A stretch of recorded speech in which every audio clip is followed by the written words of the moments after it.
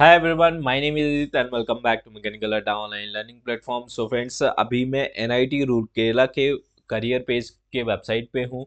तो यहाँ पे नॉन टीचिंग पोजीशन के लिए बहुत सारे अलग अलग पोस्टों के लिए वैकेंसी आई हुई है।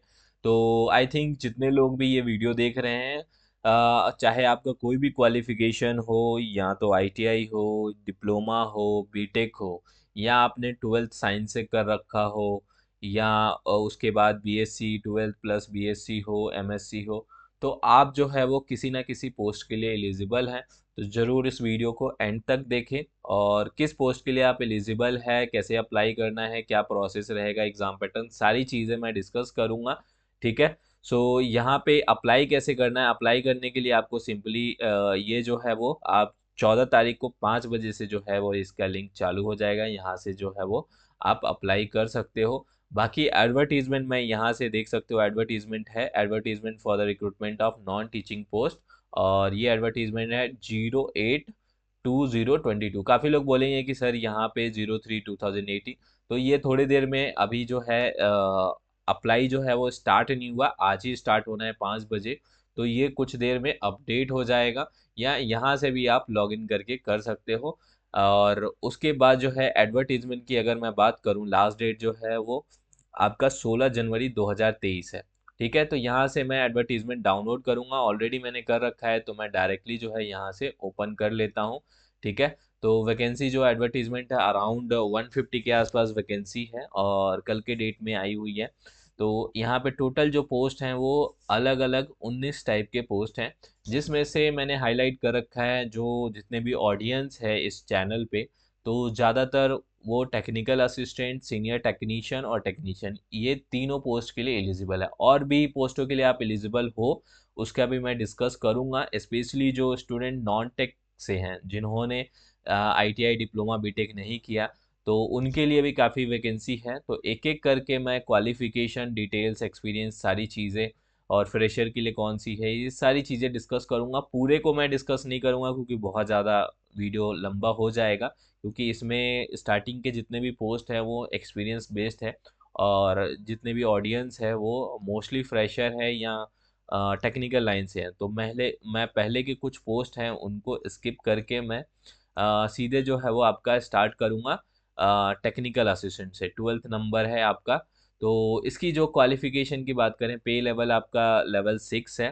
ठीक है। और अपर एज लिमिट की बात करें तो 30 ईयर्स हैं। एंड अगर क्वालिफिकेशन जो एसेंशियल क्वालिफिकेशन है उसकी बात करें, तो यहाँ पे देख सकते हो बहुत सारे क्वालिफिकेशन यहाँ पे एलिजिबल है। ठीक है। बी टेक हो गया, ठीक है, एमसीए हो गया, या आपके पास डिप्लोमा हो। देखो यहाँ पे कोई भी ब्रांच हो चलेगा। ठीक है। यहाँ पे टेक्निकल असिस्टेंट के लिए आपका डिप्लोमा 3 साल का होना चाहिए। ठीक है। कोई भी ब्रांच में हो, या आपका बैचलर डिग्री साइंस में होना चाहिए, या मास्टर डिग्री साइंस में होना चाहिए, बीएससी एमएससी हो, डिप्लोमा हो, बीई बीटेक एमसीए, ये इनमें से कोई भी अगर आपका क्वालिफिकेशन है तो ये फिल कर सकते हो। ठीक है। उसके बाद मैं जूनियर इंजीनियर की बात करूँ, तो ये सिर्फ सिविल इंजीनियरिंग का पोस्ट है, और नॉर्मली एनआईटी के अंदर सिविल इंजीनियरिंग का ही आता है। ठीक है। उसके बाद एसएएस पोस्ट है, ये फिजिकल एजुकेशन से है, और यहाँ पे 30 ईयर्स है आपका, और लेवल 6 का ही ये पोस्ट है। तो उसके बाद अगर मैं बात करूँ, ठीक है ना, तो सीनियर असिस्टेंट, जूनियर असिस्टेंट, ये जितने भी ट्वेल्थ जिन्होंने कर रखा है और उसके आगे बैचलर डिग्री किया हुआ है, ठीक है, तो उनके लिए ये पोस्ट। सीनियर असिस्टेंट में आपका पे लेवल 4 है, जूनियर असिस्टेंट में पे लेवल 3 है, यहाँ पे अपर एज लिमिट 33 है, यहाँ पे 27 है। ठीक है। तो अब अगर आपके पास ट्वेल्थ है और टाइपिंग स्पीड यहाँ पे 35 मांगी हुई है दोनों में, तो टाइपिंग अगर आपकी अच्छी खासी आती है तो इस पोस्ट के लिए अप्लाई कर सकते हो। और उसके बाद अगर मैं बात करूँ सीनियर टेक्नीशियन, ठीक है ना, सीनियर टेक्नीशियन यहाँ पे लेवल 4, एज लिमिट 33 है। और कौन कौन अप्लाई कर सकता है, तो इसमें भी बहुत सारे आपके पास ट्वेल्थ जो है वो साइंस से होना चाहिए, एटलीस्ट 60% मार्क्स। या कई जो है आईटीआई के कोर्स होते हैं वो ट्वेल्थ के बाद होते हैं, तो ट्वेल्थ प्लस आईटीआई का कोर्स होना चाहिए, 1 साल या 1 साल से ज़्यादा। अगर आप 10th के बाद आईटीआई किए हो तो एटलीस्ट 2 साल का होना चाहिए। तो ये चीज़ मांगा हुआ है। या आपके पास डिप्लोमा, 3 साल का डिप्लोमा होना चाहिए किसी भी गवर्नमेंट पॉलिटेक्निक या किसी भी रिकॉग्नाइज इंस्टीट्यूट से। और डिज़ायरेबल जो है एटलीस्ट बैचलर डिग्री यहाँ पे मांगा गया है। डिज़ायरेबल का मतलब एसेंशियल इतना होना चाहिए, और डिज़ायरेबल का मतलब होता है कि ये अगर आपके पास है तो और भी ज़्यादा बेटर होगा और आपकी प्रीफरेंस जो है वो बढ़ जाएंगे। ठीक है।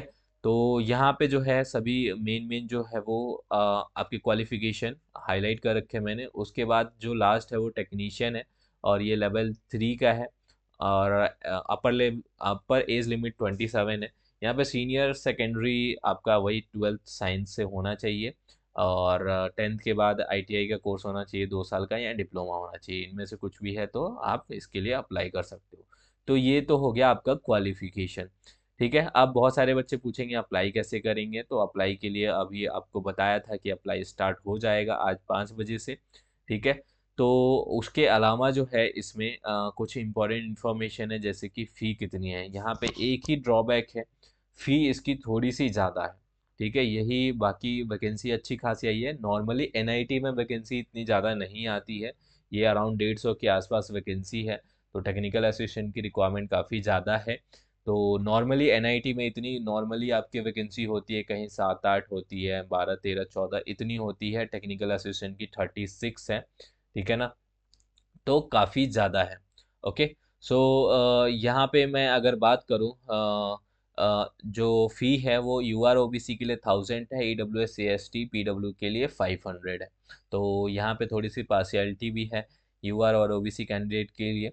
और अगर बात करें कि इसका प्रोसीजर क्या होगा, तो आपके जो पोस्ट नंबर 11 से 19 है, तो इनका जो है वो सिर्फ रूरकेला के अंदर ही कंडक्ट होगा। यानी कि सीरियल नंबर 1 से 10 के बीच में जो भी रिटर्न स्किल टेस्ट या इंटरव्यू होने हैं वो सिर्फ रूरकेला में होगा, और सीरियल नंबर 11 से 19।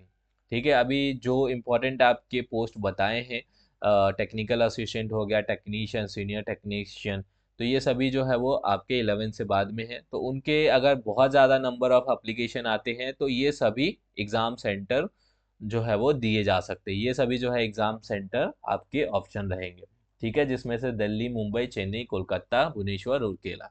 ठीक है। और जो आपका स्किल टेस्ट होगा, नॉर्मली पोस्ट जो है टेक्निकल असिस्टेंट सीनियर टेक्नीशियन का, इसमें आपका रिटन एग्ज़ाम होता है, उसके बाद स्किल टेस्ट होता है। देखो यहाँ पे एक चीज़ जो है वो दिया नहीं है डिटेल में, बाकी आपका एग्ज़ाम सेंटर फिल करने के 3 ऑप्शन आएंगे, जो अभी आपका यहाँ पे सबसे नियरेस्ट होगा उस हिसाब से आप फिल कर लेना। हाँ, रिटन एग्ज़ाम का यहाँ पे 2 तरीके से हो सकता है। यहाँ पे डिटेल कुछ भी नहीं दिया हुआ है, और मोस्टली जब एग्ज़ाम डेट आता है तभी जाके वो डिटेल देते हैं कि सिलेबस क्या है, एग्ज़ाम पैटर्न क्या है। तो अभी के लिए मैं बस इतना बता सकता हूँ, या तो बिल्कुल नॉन टेक होगा, या जो भी आपका ब्रांच होगा उस हिसाब से जो है वो टेक्निकल पूछे जाएंगे। अगर आप मैकेनिकल से अप्लाई करेंगे तो मैकेनिकल होगा, अगर आप आईटीआई से, लेकिन ये बहुत ज़्यादा मुश्किल रहेगा, अलग अलग बहुत सारे पेपर कंडक्ट कराने होंगे। तो जब भी ये कॉमन वैकेंसी निकलती है जिसमें अलग अलग ब्रांच के सभी लोग अप्लाई कर सकते हैं, तो वहाँ पे जो रिटन एग्ज़ाम होता है सिर्फ नॉन टेक का होता है। ठीक है। तो मोस्ट प्रॉब्ली ऐसा ही होगा, लेकिन अभी कुछ भी कह नहीं सकते। उसके लिए आपको अपडेट के लिए वेट करना होगा, और वेबसाइट पे अभी अपडेट नहीं है। अगर अपडेट आएगा तो मैं आपको अपडेट कर दूंगा कि पैटर्न वगैरह कैसा रहेगा, अप्लाई कैसे करना है।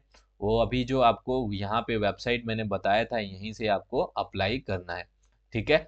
बाकी जो है वो, अगर आप किसी भी एग्ज़ाम की प्रिपरेशन कर रहे हो, लाइक एनपीसीआईएल, डीआईडीओ एडमिन और अलाइड का, या डीआईडीओ टायर 1 आपका एग्ज़ाम हो गया, टायर 2 की प्रिपरेशन कर रहे हो, मैकेनिकल से हो, या एडमिन और अलाइड के किसी भी ब्रांच के, तो बहुत सारे कोर्स जो है हमारे मैकेनिकल अड्डा ऐप पे अवेलेबल है। तो फटाफट जाके अभी जो है एक्स्ट्रा 22% का डिस्काउंट ऑफर चल रहा है, तो अभी वो आप डिस्काउंट ऑफर अवेल कर सकते हो। ठीक है। तो आपको डिस्क्रिप्शन में लिंक मिल जाएगा मैकेनिकल अड्डा ऐप डाउनलोड करने का, अगर आप नए यूज़र हो तो फटाफट जो है वो वहाँ से आप ज्वाइन कर सकते हो। सो अब मिलते हैं नए वीडियो में नए अपडेट के साथ। अगर आपको कोई भी डाउट होता है इस वैकेंसी के रिगार्डिंग तो आप कमेंट में ज़रूर बताना। सो बाय एवरीवन।